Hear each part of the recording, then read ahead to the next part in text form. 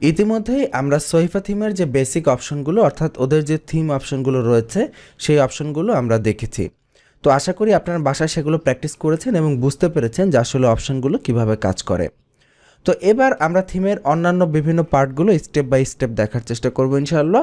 তো প্রথমেই আমরা যে বিষয়টি দেখব সেটা হচ্ছে এই যে উইজেট সেকশনটি রয়েছে, এই সাইডবারে যে বিভিন্ন উইজেট, আপনি যখন কোনো প্রিমিয়াম থিম কিনবেন ম্যাক্সিমাম টাইম দেখবেন সেই থিমের জন্য আলাদা কিছু উইজেট থাকে, অর্থাৎ সেই থিমের জন্য স্পেশাল কিছু উইজেট সেই থিমের উইজেট সেকশনে আপনি পাবেন।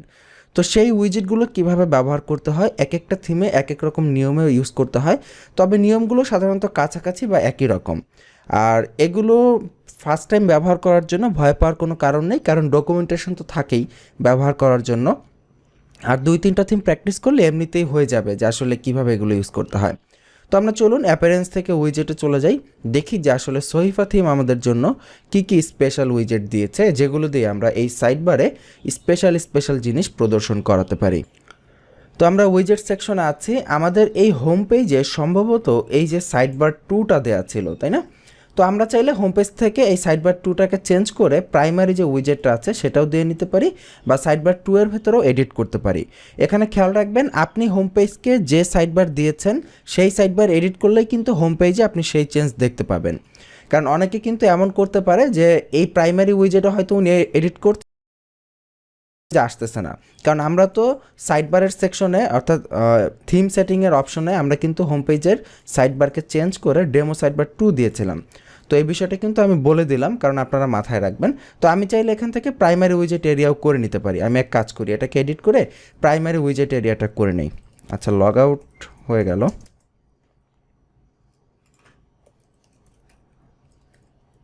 পুনরায় লগ ইন করে নিচ্ছি।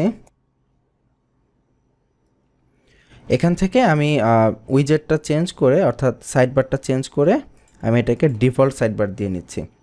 এতে করে আমাদের কাজ করতে কিছুটা সহজ হবে। আমরা জাস্ট প্রাইমারি উইজেট এরিয়াতে চেঞ্জ করব, তাহলে পুরো ওয়েবসাইটের উইজেটগুলো যেগুলো ডিফল্ট উইজেট সেটিং করা আছে সেগুলো চলে আসবে।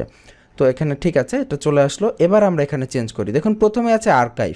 আর্কাইভ তো খুবই কমন উইজেট, যে আর্কাইভ আমরা দিতে পারি যে মান্থলি আর্কাইভ, কোন কোন মাসের কোন কোন পোস্ট তারা পড়তে চায়। মনে করুন আমি যদি আর্কাইভ ব্যবহার করি, আর্কাইভে ব্যবহার আগেও হয়তো আপনারা দেখে থাকবেন, খুবই সিম্পল একটি ইউজ আর্কাইভের। আমি যদি আর্কাইভ দিয়ে এটাকে যদি সেভ করি, আপনি দেখবেন মাসভিত্তিক লেখাগুলো আসবে যে কোন কোন মাসে কী কী এসেছিলো। আচ্ছা, এটা এখনও সেভ হচ্ছে। এবার রিফ্রেশ করি পেজটাকে। এই যে দেখুন আর্কাইভ, অর্থাৎ কোন কোন মাসে কোন কোন আর্টিকেল লেখা হয়েছিল। আমি যদি নভেম্বর 2014 সিলেক্ট করি, তাহলে ওই সালে যে আর্টিকেলগুলো লেখা হয়েছিল সেগুলো চলে আসবে। আচ্ছা দেখুন, বর্তমানে চলছে 2019 সাল, কিন্তু এখানে লেখা আছে নভেম্বর 2014। কারণ কি? এর কারণ হচ্ছে এই যে আমরা থিমের ডেমোটা ইম্পোর্ট করেছি না, এই থিমের ডেমোতে এইগুলো পাবলিশের ডেট ছিল 2014 সাল। তো এই জন্য এখানে সেই ডেটটা চলে এসেছে। এই যে দেখুন অগাস্ট 24, 2014, অগাস্ট 24, 2014। তো সেই হিসাবে এখানে এসেছে। আমরা চাইলে এই আর্কাইভকে ড্রপডাউন হিসেবে ইউজ করতে পারি। যেমন দেখুন display as dropdown, show post count, এটাও দিতে পারি। কারণ নিউজ পেপার সাইটের জন্য কিন্তু আর্কাইভ খুব ইম্পর্ট্যান্ট। আমরা আমাদের ইউজারদেরকে পুরানো কোনো নিউজ পড়ার সুবিধা দিতে পারি। যেমন আমি যদি দেখি এবার আর্কাইভটা ড্রপডাউন হিসেবে এসেছে। এখান থেকে আমরা মাস সিলেক্ট করতে পারবো এবং কোন মাসে কয়টা নিউজ আছে বা কয়টা আর্টিকেল আছে সেটাও কিন্তু পাশে প্রদর্শিত হচ্ছে। তো আমি যদি এখান থেকে ধরেন ডিসেম্বর 2014 সিলেক্ট করি, তাহলে ওই সময়টাতে যে আর্কাইভ ছিল অর্থাৎ যে 2টা পোস্ট করা হয়েছিল এখানে, সেই 2টা পোস্ট প্রদর্শিত হবে। তো এইভাবে আমরা আর্কাইভ সেটিং করতে পারি। তো আর্কাইভ রিমুভ করে দিচ্ছি, এখানে আর্কাইভের প্রয়োজন নেই। এরপরে যে অপশনটি রয়েছে সেটি হচ্ছে আর্কাম লাইট। আর্কাম লাইট হচ্ছে সোশ্যাল কাউন্টার। আমরা এর আগের পর্বগুলো তো দেখেছি, আগের কোনো একটি পর্বে আপনাদেরকে মেবি বলা হয়েছিল যে থিম অপশনের ভেতরে গিয়ে যে আসলে আর্কাম লাইট এনাবল ডিজেবল করার অপশন ছিল, তখন আমরা বলেছিলাম যে সোশ্যাল কাউন্টার। তো এই যে সেই সোশ্যাল কাউন্টার, তো আমরা তখন বলেছিলাম যে আসলে এটা খুব ঝামেলার একটা কাজ। তো আমরা আসলে দেখি এই সোশ্যাল কাউন্টারটা এক্স্যাক্টলি কীভাবে এখানে ইউজ করতে হয়। তো সোশ্যাল কাউন্টার আমরা এখানে দিচ্ছি টেনে ধরে। আচ্ছা, এখানে দেখুন সোশ্যাল কাউন্টারের ভেতরে শুধুমাত্র একটাই অপশন, স্টাইল সিলেক্ট করার অপশন, যে এই বাটনগুলো এই আইকনগুলো কিভাবে কোন স্টাইলে আসবে। কিন্তু এখানে যে এই যে ফেসবুকের নিচে কয়টা ফ্যান আছে, টুইটারের নিচে কয়টা ফ্যান আছে, এগুলো কিন্তু অটোমেটিক আসে, এটা কিন্তু ম্যানুয়ালি দেয়া না। তো এইটা আমরা কিভাবে দিব, এটার তো কোনো অপশন এখানে দেখতে পাচ্ছি না। এখন একটু বলুন তো, আপনাকে আমি এটা দায়িত্ব দিলাম যে কিভাবে দিবেন, এটা খুঁজে বের করুন, একটু ভাবুন। আশা করি বুঝতে পেরেছেন অনেকেই। সেটা হচ্ছে এই আরকাম লাইট নামে এই থিমের অন্য কোথাও কোনো সেটিং থাকবে, যেই সেটিংয়ে এডিট করলে অটোমেটিক্যালি আমাদের হোম পেজে প্রদর্শিত হবে। তো দেখি বাম পাশে এই যে দেখুন আরকাম লাইট নামে অপশন রয়েছে, এখানে চলে যাই। এবার এখান থেকে আমরা দেখুন এই যে ফেসবুক, টুইটার, গুগল প্লাস, আমরা এখান থেকে সেটিংগুলো এডিট করব, তাহলে আমাদের হোম পেজে সেই আরকাম লাইটটা চলে আসবে, অর্থাৎ আরকাম লাইভে যে যে সেটিং ছিল। তো এবার আমরা এডিট করি। এইখানে আমরা বলেছিলাম কিন্তু এর আগের পর্বে যে আরকাম লাইট ইউজ করতে গেলে এপিআই কি লাগে, ডেভেলপার থেকে অ্যাপ তৈরি করে সেখান থেকে এপিআই কি দিতে হয়। তো এই সিস্টেমটা আসলে সহিফা থিমে আগে ছিল, তো বর্তমান ভার্সনে আমি দেখতে পাচ্ছি যে এই সিস্টেমটা এখন আর নেই, খুবই সহজ করে দিয়েছে ফেসবুকের জন্য ইউজ করা। আর এপিআই কি এর সিস্টেমটা এটার জন্য রয়েছে ড্রিবল, অর্থাৎ ড্রিবল থেকে যদি আপনি নিয়ে আসতে চান যে কয়টা ফলোয়ার আছে, তাহলে আপনাকে এখান থেকে টোকেন জেনারেট করতে হবে। তো আমরা তো ড্রিবল এখানে ইউজ করছি না, কারণ ম্যাক্সিমাম টাইমই ফেসবুক আর টুইটার এই দুইটাই সবচাইতে কমন, বাকিগুলো খুব একটা ইউজ হয় না। তো এখানে দেখুন খুবই সহজ ফিচার করে দিয়েছে, জাস্ট আপনার পেজের আইডি বা পেজের নেম দিলেই এখানে চলে আসবে। তো পেজের আইডি বা পেজের নেম আমরা কোথায় পাবো? ধরেন ফেসবুকে আমরা গুগলে সার্চ করছি ফেসবুক কালার কণ্ঠ পেজ, কালার কণ্ঠ পত্রিকা, যে কোনো একটা পত্রিকা আমরা দিতে পারতাম, নো প্রবলেম। যে কোনো একটা পত্রিকার ফেসবুক পেজে আমরা যাচ্ছি, বা যে কোনো একটা প্রতিষ্ঠানের ফেসবুক পেজে আমরা যেতে পারতাম। এখানে কোনো একটা পেজে যদি আসে, তাহলে আপনি এখানে দেখতে পাবেন সেই পেজের নাম এখানে শো করবে যে facebook.com/কালারকণ্ঠ, বা যদি নাম না শো করে তাহলে দেখবেন সেখানে একটি আইডি শো করবে, এখানে বড় একটা নাম্বার শো করবে 1 2 3 4 বা সাবটাইম বা এই টাইপের কিছু একটা। তো সেইটাই হচ্ছে এই পেজের আইডি বা সেই পেজের নাম, এই নামটাই আপনাকে দিতে হবে। তো আমি এটাকে এখান থেকে কপি করছি, কপি করে জাস্ট সিম্পলি এখানে দিয়ে দিব, আর কিছুই করতে হবে না। একসময় এখানে ঝামেলা করতে হতো বেশ, বাট এখন আর এই ধরনের কোনো কিছুই করা লাগে না। আপনি সিম্পলি পেজের নাম দিয়ে দেন, অটোমেটিক্যালি ও পেয়ে যাবে। রিফ্রেশ করছি, এই যে দেখুন ফেসবুকে এখানে পেয়ে গেছে অটোমেটিক্যালি যে 7.4 মিলিয়ন ফ্যান্স আছে কালার কণ্ঠ পত্রিকার। তো এবার আমরা যদি আবার সেই পুনরায় ব্যাক করি আমাদের অ্যাপিয়ারেন্স থেকে উইজেট সেকশনে, আমি এখানে একটা দেখালাম, আপনারা বাকিগুলো ট্রাই করে নেবেন। ক্লায়েন্টের যে ফেসবুক পেজ থাকবে সেই ফেসবুক পেজেরটা কিন্তু আপনাকে এখানে দিতে হবে, এবং টুইটারের ক্ষেত্রে টুইটারের এখানে ইউজার নাম দিতে হবে, কনজিউমার কি দিতে হবে, কনজিউমার সিক্রেট দিতে হবে। তো এটা আপনি কিভাবে করবেন এখানে দেখুন বলে দিয়েছে ডকুমেন্টেশন যে কিভাবে আপনি এটা করবেন। কাউন্টার এখানে ফেসবুকের জন্য দেখেন, এই যে ফেসবুকে আগে কিন্তু ফেসবুকে এইভাবে করতে হতো, অ্যাপ ক্রিয়েট করে এখান থেকে সিকিউরিটি কোড দিয়ে তারপরে আরকামের নামে অ্যাপ নিয়ে এখানে সিক্রেট কোড দিয়ে ফেসবুকে করতে হতো। তো ওরা ডকুমেন্টেশনে আগেরটাই রেখেছে, ডকুমেন্টেশনটা আসলে ওরা আপডেট করেনি, কিন্তু থিম আপডেট হয়ে গেছে। এরপরে টুইটারের জন্য দেখেন টুইটারে কীভাবে করতে হবে, এই লিঙ্কে যেতে হবে, গিয়ে নিউ অ্যাপ্লিকেশন ক্রিয়েট করতে হবে, কনজিউমার কি কনজিউমার সিক্রেটকে নিতে হবে। তো ম্যাক্সিমাম ক্ষেত্রেই আসলে ফেসবুকটাই জনপ্রিয়, ফেসবুক এবং টুইটার এই দুইটাই। তো আমি ফেসবুকটা আসলে দেখালাম, খুবই সহজ। টুইটারটা আপনার ডকুমেন্টেশন অনুযায়ী যদি প্রয়োজন হয়, ক্লায়েন্ট যদি চায় তাহলে দেখে নেবেন। তবে ম্যাক্সিমাম টাইম দেখবেন টুইটারও অতটা লাগবে না, শুধুমাত্র ফেসবুকটাই ম্যাক্সিমাম টাইম প্রয়োজন হবে, টুইটারটা দু একটা ক্ষেত্রে প্রয়োজন হতে পারে। তো যাই হোক, আমরা এই অংশটুকু দেখলাম। আমরা এখন অ্যাপিয়ারেন্স থেকে উইজেটে চলে যাচ্ছি। আরকাম লাইটের পরে দেখি আর কি আছে। অডিও রয়েছে, অডিও, ক্যালেন্ডার, এগুলো হাবিজাবি বেসিক অপশন, এগুলো দেখানোর কিছুই নেই। আমরা দেখি সহিফা থিমের জন্য কি আছে। দেখুন এখানে নেভিগেশন মেনুও আমরা চাইলে দিতে পারি, অর্থাৎ সাইড বারে আমরা যদি আমাদের কোনো মেনু দিতে চাই সেটাও দেওয়া যায়, মেটা দেওয়া যায়। তারপরে পেজেস, কোনো পেজ যদি আমরা লিঙ্ক দিতে চাই, রিসেন্ট কমেন্ট দেওয়া যায়। এখানে দেখুন অ্যাডের জন্য অপশন রেখেছে, তাই না? সহিফা বিভিন্ন সাইজের অ্যাডের জন্য 160x600, 300x100। তবে এই ধরনের অ্যাডের প্লাগইন আমরা ব্যবহার না করে আমরা যদি কোনো অ্যাডসেন্স বা অন্য কোনো মিডিয়ার অ্যাড এখানে ব্যবহার করতে চাই, যে বৈধ কোনো মিডিয়া যদি থাকে অ্যাডের, সেখানে আমরা এখান থেকে কাস্টম এসটিএমএলটা নিয়ে যাব। কাস্টম এসটিএমএলের ভেতরে আমরা সেই অ্যাডের কোডটা দিয়ে দিব, তাহলেই অ্যাডটা প্রদর্শিত হয়ে যাবে। তো এর জন্য আমাদের সাইজের আলাদা আলাদা এত ঝামেলা করার প্রয়োজন নেই। এরপরে সহিফা লগ ইন, আপনি যদি লগ ইন দিতে চান এখান থেকে দেখা যাচ্ছে বিভিন্ন লিঙ্ক রয়েছে, ডেমো সাইড বার 1 2। ওকে, এখানে ইনস্টাগ্রামের জন্য ওরা অপশন রেখেছে। আচ্ছা, আমরা ডেমোতে যাই, দেখি ডেমোতে কী কী ওরা স্পেশাল দিয়েছে। এই যে দেখুন এখানে একটা স্পেশাল ট্যাব আছে রিসেন্ট বিভিন্ন পোস্ট প্রদর্শন করার জন্য। তো এই ট্যাবটা আমরা দেখি পাই কিনা। এই যে দেখুন সহিফা স্লাইডার, আপনি চাইলে এখান থেকে স্লাইডার দিতে পারেন, সোশ্যাল আইকন দেওয়া যাবে এখান থেকে সহিফাতে, SoundCloud, timeline, text or HTML, video, এখানে সহিফার ভিডিও দিতে পারবেন, ওয়েদার দিতে পারবেন, ট্যাগ ক্লাউড দিতে পারবেন। আচ্ছা, এই দেখেন টাকিএম, রিভিউ বক্স দেওয়া যাবে, এখানে রিভিউ প্রো, ভিডিও।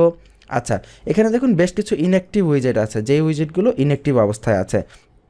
তো এখানে যে উইজেটটি আমরা দেখতে পাচ্ছি এটি সম্ভবত রিসেন্ট যে পোস্টগুলো আছে সেগুলো। তো এরকম তো কোনো উইজেট আমরা এখানে দেখলাম না। তো আমরা একটু আরেকবার ভালো করে দেখি এই উইজেটটি কোথায় পাওয়া যাবে। রিসেন্ট কমেন্টস আছে এখানে। আচ্ছা, এই যে দেখুন রিসেন্ট পোস্ট কমেন্ট, এখানে একটি উইজেট দেওয়া আছে, দেখেছেন রিসেন্ট পোস্ট। আমরা এটাকে টেনে ধরে এখানে ছেড়ে দিই, তাহলে রিসেন্ট পোস্টগুলো আমরা দেখতে পাবো। এবার আমরা ওয়েবসাইটে রিফ্রেশ করি। আচ্ছা, রিসেন্ট পোস্টগুলো এই স্টাইলে এসেছে, কিন্তু আমরা কিন্তু এই স্টাইলটা চাচ্ছি না, আমরা চাচ্ছি এই যে ডেমোতে যে স্টাইলটা ছিল, তো সেটার অবশ্যই এখানে রয়েছে, আমরা একটু ভালো করে খুঁজলেই পাবো। আচ্ছা, আমরা একটা একটা করে দেখতে থাকি, আমরা বাকিগুলো দেখতে দেখতে এমনিতেই হয়ে যাবে। আচ্ছা, এখানে অ্যাডস আছে, অ্যাডসের পরে দেখি আর কি কি আছে। অথর পোস্ট, কোনো অথরের পোস্ট যদি আপনি দিতে চান সেটা দিতে পারেন। এখানে কি রয়েছে, কাস্টম অথর পোস্ট। আচ্ছা দেখি, কাস্টম অথর কন্টেন্ট। আচ্ছা, এখানে হচ্ছে কাস্টম অথর বায়োগ্রাফি, যদি কোনো অথরের বায়োগ্রাফি দিতে চান এখানে, সেটা এখান থেকে দিতে পারেন, যে কোন অথরের দিবেন, অথরের ইমেজ দিতে পারবেন, অথরের অ্যাবাউট দিতে পারবেন। তো এখানে চলে যাচ্ছি, আমরা ডিলিট করে দিচ্ছি, এটা প্রয়োজন নেই। এখানে দেখুন পোস্ট অথর, পোস্ট লিস্ট, আপনি যদি এখান থেকে পোস্ট লিস্ট দিতে চান এখান থেকে টেনে ধরে এখানে ছেড়ে দিন, এখানে ড্র্যাগ অ্যান্ড ড্রপ করুন, পোস্টের লিস্ট চলে আসবে। কোন পোস্টের লিস্ট, মোস্ট রিসেন্ট 5টা পোস্টের লিস্ট। আপনি যদি র্যান্ডম দেন বা পপুলার কমেন্ট দেন তাহলে ওইভাবে আসবে। আমি মোস্ট রিসেন্ট দিচ্ছি, দিয়ে রিফ্রেশ করে দেখি যে কী কী পোস্টের লিস্ট আসে এখানে। এই যে দেখুন রিসেন্ট পোস্টের তালিকা চলে এসেছে, এইভাবে দিতে পারি। আর এটা কি আকারে আছে, এটা আছে ট্যাব আকারে, অর্থাৎ এক ট্যাব থেকে আরেক ট্যাবে যাওয়া যাবে, এটা হচ্ছে ডেমোতে। তো এরকম ট্যাব আমরা পাই কিনা, চলেন কন্ট্রোল এফ দিয়ে ট্যাব লিখে সার্চ করি, তাহলে পাওয়া যেতে পারে। এই যে দেখুন সহিফা ট্যাবস, এই যে most popular recent comments tags, দেখেছেন? এটা আসলে রিসেন্ট পোস্ট নামে না, এটা ট্যাব আকারে ছিল। তো আমরা এখান থেকে আমরা অ্যাড উইজেট, এটা ওপেন করে অ্যাড উইজেটে ক্লিক করে উইজেটে দিতে পারি, প্রাইমারি উইজেটে, বা এখান থেকে টেনেও আমরা উপরে নিয়ে ছেড়ে দিতে পারি। টেনে ধরে মাউসের চাকাটা ঘোরাবেন তাহলে উপরে যাবে। এবার আমরা ছেড়ে দিলাম ট্যাবস নামে। আচ্ছা, save button two able to change the tab. আচ্ছা ওকে, আমরা এবার রিফ্রেশ করে দেখি হয় কিনা। রিফ্রেশ করছি, এই যে দেখুন রিসেন্ট পোস্টের ট্যাব চলে এসেছে, রিসেন্ট, পপুলার, কমেন্টস, ট্যাগস।